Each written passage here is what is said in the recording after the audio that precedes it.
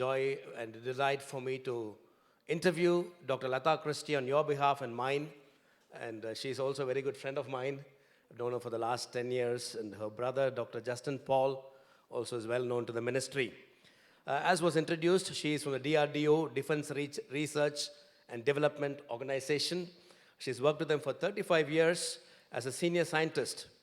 So she has done her PhD in aerospace engineering from the famed Indian Institute of Science in Bangalore.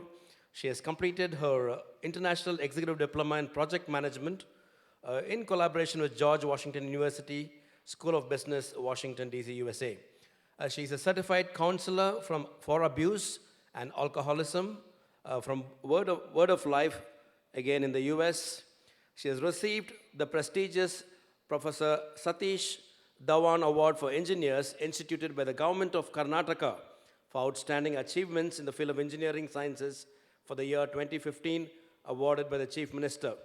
She has also received the Women Achiever Award from the Federation of Karnataka in 2022, the Agni Team Award for Excellence and Self-Reliance, the Best Technical Paper Award at various conferences, and the President's Scout Award.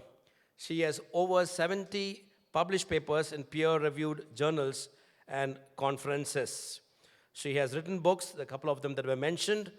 In fact, we have some copies of that book. When the Flame Flickers, I think she's got only 2 copies of them. And Beyond the Boundaries of Science, exploring the cosmic story, that's really her area of science and God, which is also recommended by Stephen Meyer and Jerry White, Josh McDowell, and others. For the book, When the Flame Flickers, we have the foreword written by Kiran Bedi, IPS. Dr. Latha Christie, in the limited time that we have here, please tell us in brief about your work, what you do in the office, and even beyond. Yeah, so I have been a scientist from 1987 onwards. I completed my engineering in Tirunelveli Engineering College in the field of electronics and communication, and I joined in 87. And then I did, after 15 years, I did my master's and PhD in a different field. And I had to sit with IIT students from aerospace and mechanical, and God helped me to do that. And coming to my family, I have 2 sons, and one is an engineer in the US, and the other is an infectious disease doctor in New Jersey. And I have 7 siblings. We are 7 of us, and my mother modeled the prayer life to us. She used to keep her hands every day and pray, and by God's grace, we are all professionals in various fields. So this is all short about me. Yeah. Thank you for mentioning about your mother and laying hands on you and praying. Since yesterday, we've been hearing many stories like that of how the family is contributing in a significant way to the next generation. Well, talking about next generation, we have Jacob with a session in the afternoon. Please wait for that. Please tell us, Dr. Latha, when did your faith journey begin? As you look back, when did that all start, your love for Jesus and your walk with him? I was born in a nominal Christian family, but I loved Jesus. Every of my school notebook, I used to write, Jesus is my friend, Jesus is my lover, and all such things. But I have never read the Bible. That time I used to go to Mars every day, both morning and evening. And I used to listen to the verses, what they speak there. And I have memorized Psalm 23, Psalm 91, that's all. And afterwards, I had to, when I entered my job, I got my 2 boys, and I had to balance my office work and my children, and I was facing severe violence at home, not for 1 year, but for 20 long years, I was struggling, and I asked God to change the situations, because I was very naive, and I was born in a traditional conservative family, and I was asking God to change my life. But I felt God did not answer me. So finally, one day I had my fist against God. I thought, if God is so powerful, if God is so loving, then he should reply. Either he should not be that much powerful, or he's not interested in my life. He might be like a stepfather or some distant uncle or something like that. So that way I decided, better let me die. I was walking towards the path of suicide. That was the time I decided the life is not worth for me, because I was into a serious depression. I could not sleep till 2 o'clock. I was angry. I was bitter on everything. Because of my 2 boys, I was living. That time when I was doing my PhD, I got a fever for almost 5 days. I did not take care. When one day my brother, who is a cardiologist, he called and he said, go and do all these tests. When I did, they at once admitted me and they said one lung had already gone. They tried to help me with antibiotics, but nothing helped. So they thought I'm dying, and they had to put me on a ventilator because I was stuck with a massive pneumonia. And I was so happy to die that time. But when I was on that ventilator, the God whom I thought has forgotten me met me on that deathbed. I saw a vision of falling from somewhere, and then some hand was holding me, and then I saw um, every mistake I had done like a movie. Till that time, I thought I was the best person, even though Bible clearly says, no, not even one person is righteous before God. So and then I saw the blood of Jesus coming from the cross and covering it. I heard a voice 3 times, I'm giving you new life. And all the 5 days I was there, I felt his presence. And when I came back home, something was telling me to read the Bible. The Bible was remaining closed for a long time. Now I started to read from cover to cover. You know, there is a voice behind the words. We sometimes think it as a written word, but there is a voice. That voice started speaking into my life, and each and every verse became alive to me. That's when I understood I am so uniquely and created for a greater purpose, and my Lord loves me to that extent to come down to this planet. So I understood the love concept of Jesus. So that's when I decided to give my voice for the voiceless, and then I wanted to serve him who gave me life. And then the second part where it changed me is when I went to Goddard Space Research Center, NASA, near Washington, D.C., as a part of my executive diploma program in leadership.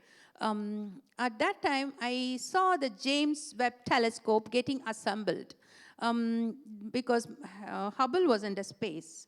And Hubble was sending beautiful arrays of images of distant galaxies and stars. And that was the time I started getting interested in space and others. I found that my solar system is inside a galaxy, that to go from one end to the other, I need 100,000 years if I travel with the speed of light. That is 186,000 miles per second. And this Milky Way is just a tiny dot of a big cluster called Laniakea supercluster, which has 100,000 galaxies, even massive than Milky Way. And there is Laniakea supercluster sort. Around 10 million superclusters are there in the observable universe. So what about the universe that is not seen? Either I should be significant or I should be insignificant. That's when I understood, if there is a God, he should be very powerful.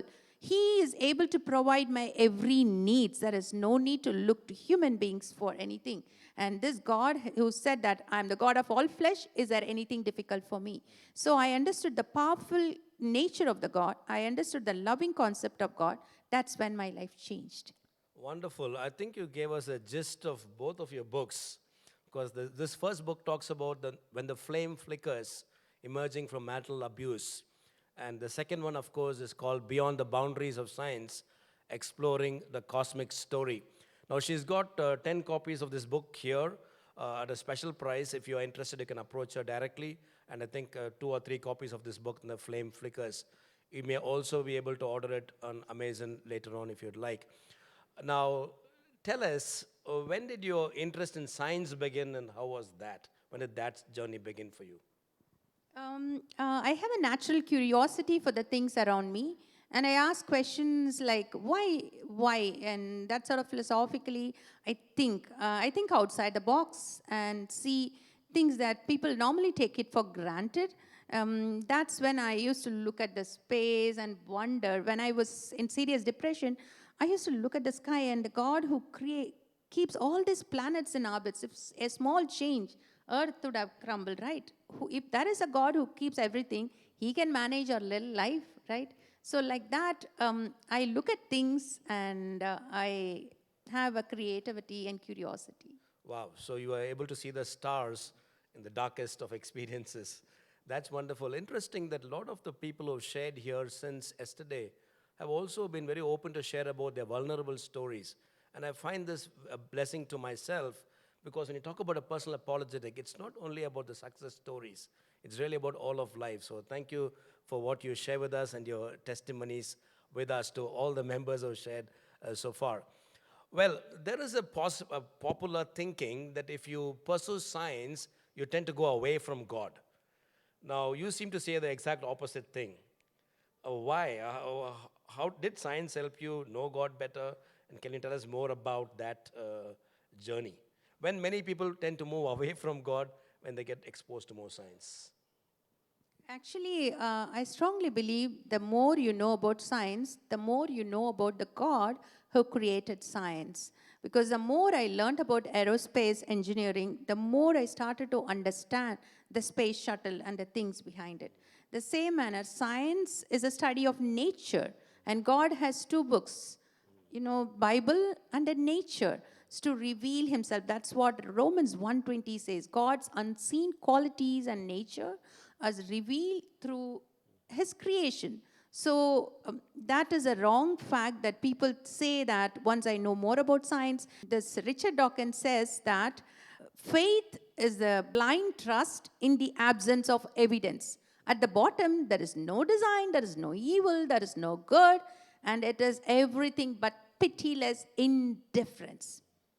And Neil deGrasse, who is the Hayden Planetarium director, he says that around 90% of people in America are religious. That is, he says that those people who believe that there is a God who listens to their prayers. But once those guys who are all not educated, those guys come to the school level, that 90% drops to 60%. And then he says that once they become a scientist, it becomes 40%. And once they start publishing papers and become elite scientists, it drops to 7%. So he says that only 7% of elite scientists believe in God. It is actually, I believe it's their worldview. He has that worldview, but actually it's not that. You can see Maxwell, you can see Galileo, you can see Greenstein, and so many people, Boyle, and who has written that chemistry laws, and many, many people who look at science and look at the God who creates science. Even our John Lennox, he says that more when he learns about science, he believes in the God who created science. So for me also, it is the more I learn, the more I enjoy God. Okay. In brief, if you were to tell someone from another faith, what would be your argument for God? Maybe from science. What would be the few lines you would tell him or her? No, actually, I believe in that we should be able to give a defense for the hope that is in me, right? That's what Peter says. And if I meet an unbeliever, actually, or whomever doesn't have faith on the God whom I worship, there are two ways I do speak about God. The first is based on my experience. The second is based on the knowledge I gained. Because people who approach me on these two questions. The first question is suffering. When there is a suffering, is there a good and a powerful God? And is there a loving God who can do things and change their level? And the second question is about, if you know about science, is there a God? So coming to the first question, suffering is so private. Nobody can understand it. The person who is going through, for him, the things they have lost, the expectations gone, the dreams gone, is their own personal thing. So even the closed ones cannot understand the pain, what they are going through.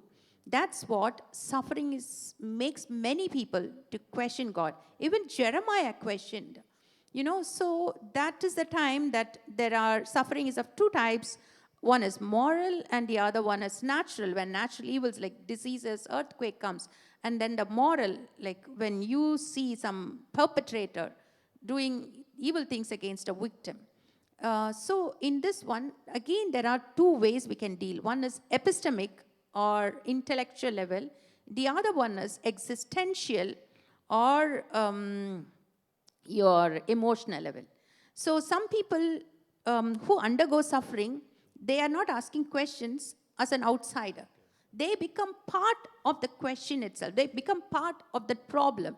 So for them, the answer is emotional. How they will be able to come out of that suffering. And the other one who is asking that intellectual level, epistemic level. So you can give theodicy based on Alvin Plantinga and many people. This is the first way because there is a verse in Isaiah 54 and 5. He has given me the tongue of the learned. He wakes me up early morning by morning, and he gives me what words to speak to those who are weary. So it's only the Holy Spirit who can do apologetics. It's not we, it's only him.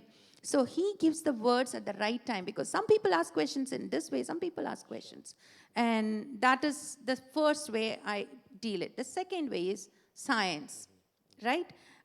In science, when people say that because of science I left God, I argue on 5-6 levels. The first one is origin. Okay, why is there something rather than nothing? Why is there this universe when it could have been nothing at all? So now earlier people were thinking the universe is eternal. Even Bertrand Russell and so many people said the universe is just there and that's all. But when Einstein's theory of relativity showed there was a one-time beginning, it created a lot of confusions to these atheistic scientists. Fred Hoyle said that this normal belief of coming out from nothing is difficult to accept it. And even Arthur Eddington said that unless we look on this as supernatural, it is difficult to accept that. He is an atheist. So all these atheistic scientists were not able to answer that question. How did this universe came into existence? Because if there is if something begin to exist, then it should have a cause. So who is that cause? That cause should be transcendent, beyond the universe. It should be immaterial. It should be beyond matter. And it should be eternal, beyond time. And it should be powerful, intelligent. That's what points to the first chapter of Genesis. In the beginning, God created heaven and earth. And then next is, or there is a beautiful order behind the universe. Science is not that finding out the universe is just a meaningless jumble of odds. Science is doing a mathematics. You find beautiful mathematical rules, equations behind this order. Every laws of physics are given in mathematics. God is a great mathematician.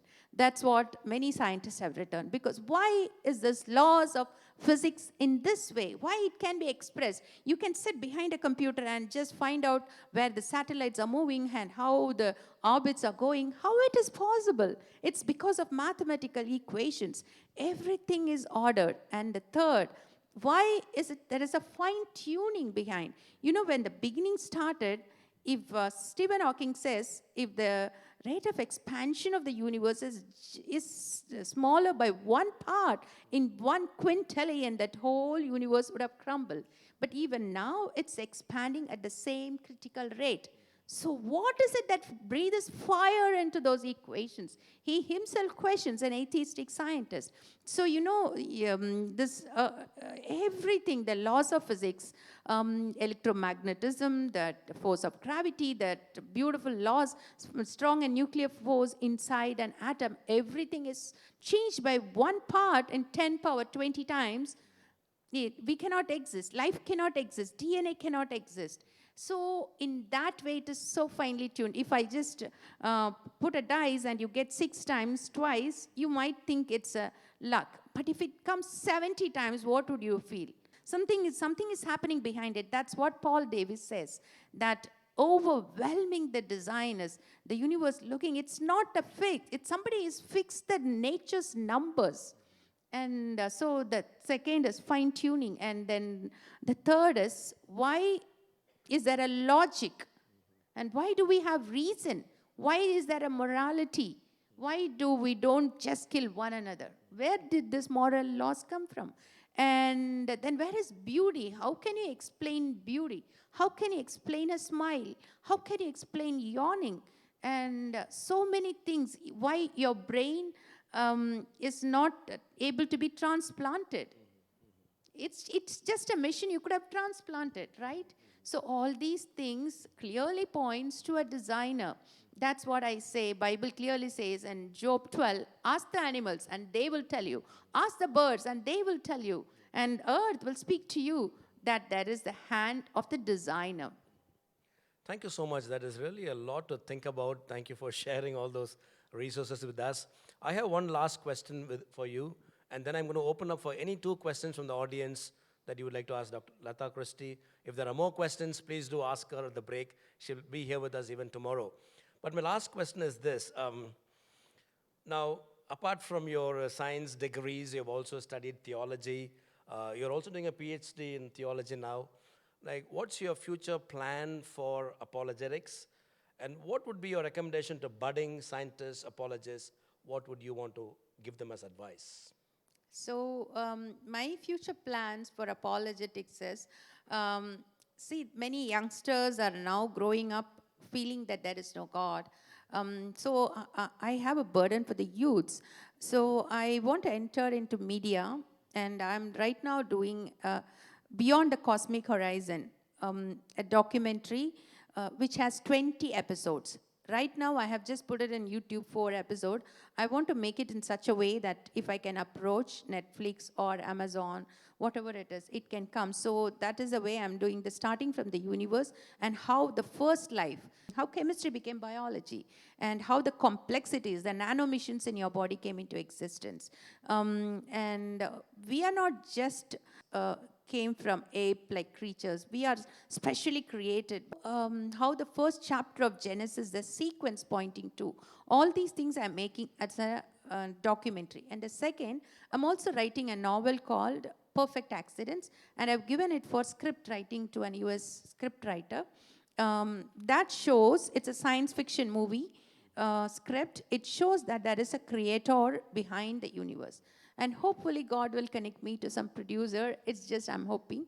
And at present, I have started a movement for women and men called Deborah Rise Movement, where we support victims, and we also help them in delivering babies, because if they want abort, we have a home and people can. So through in that place, we also have prayer and counseling. We have a lot of counselors and that. And we have a helpline number where we can counsel freely and pray for them in 4 different languages. And this is the way I wanted to help or do apologetics through experience and through my knowledge in science. Thank you very much. God bless you, sister, and bless your family, and continue to make you a blessing. Are there any 2 quick questions? Remember, lunch is waiting for us. Any 2 quick questions? Put your hands up, and we'll go in that order. Gentleman over here. Yeah, 2 gentlemen over here. Thank you. Can we have the mics, please? Yeah.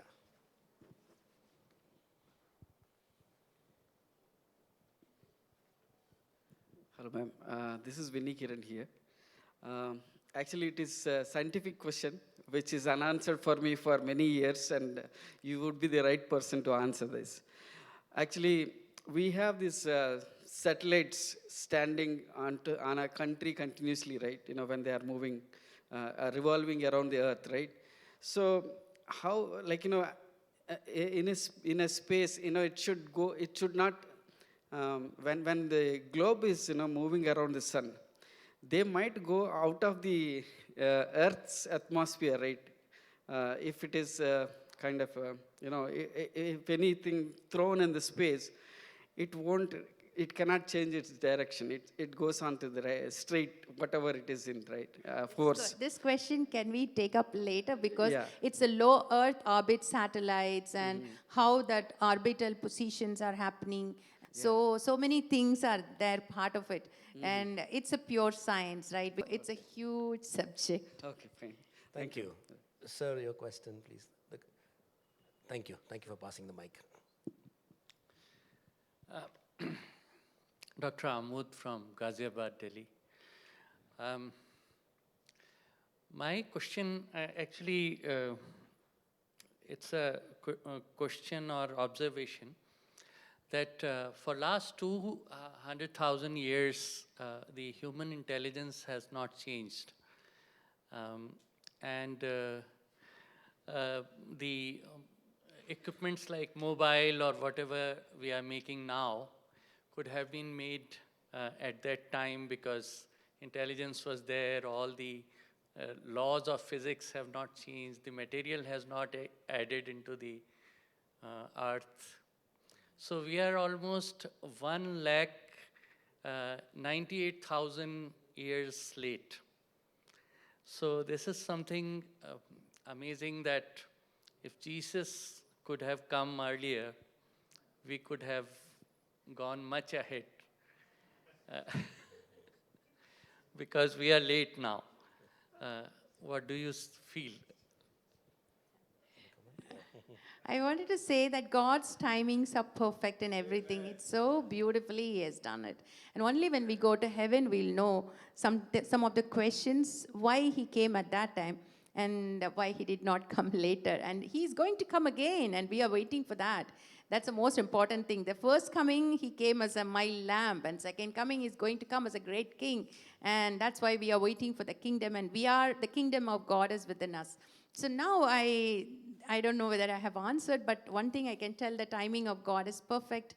But when he said about the timing, the last question, many people would have wanted to ask me. So better let me answer this one, because I wrote this book, Beyond the Boundaries of Science, for one reason. I forgot to tell, because when I was in a flight to San Francisco, next to me a boy was sitting, and he was from California. His parents are very good Christians. He was studying in a college where they never taught him evolution, he says. So he went to Pakistan and he's worked for 5 years.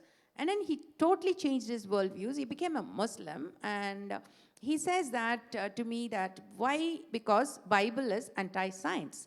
You say in the first chapter, in 6 days, God created everything, and you don't teach us evolution. And finally, now I believe that. So I said to him, this is the thing I'm working. Because in one of the dinner table conversation with my son, who is a medical student at that time in Vaidehi College, Bangalore, he said that all of us came from apes, and it's a naturalistic way we evolved.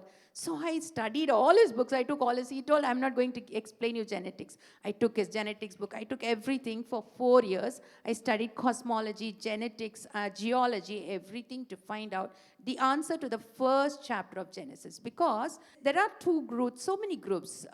Young earth creationists who say that everything came in 6 days, and old earth creationists who say that billions of years, and then theistic evolutionists. So without discrediting anything, I brought in a new model called revelatory model.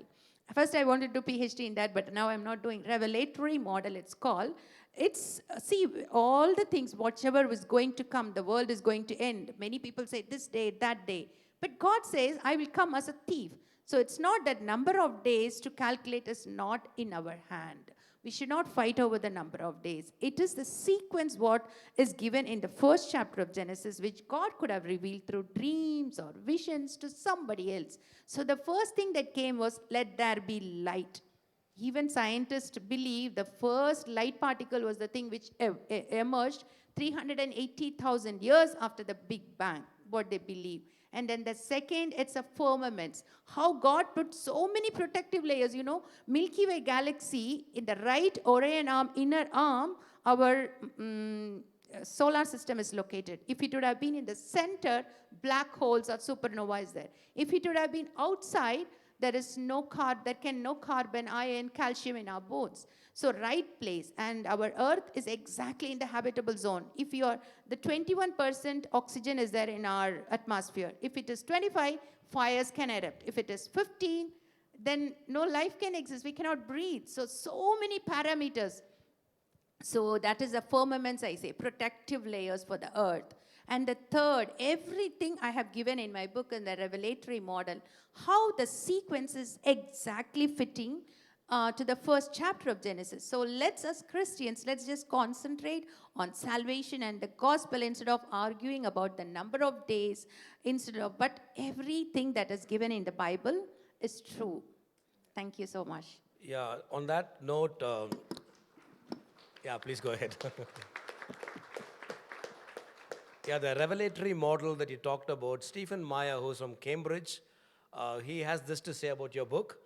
An intriguing approach for interpreting the Bible, that the days of Genesis coincide with the physical progression of the universe's history as revealed by modern science.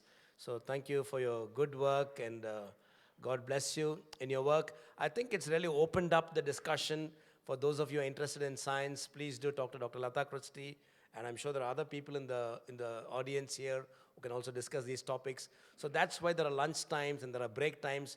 I will be also happy to share with you a little bit on science. It's an area of interest for me. So thank you very much. God bless you all. Thank you, Dr. Latha Christie, one more time. Please put your hands together for her. Thank you. Thank you so much.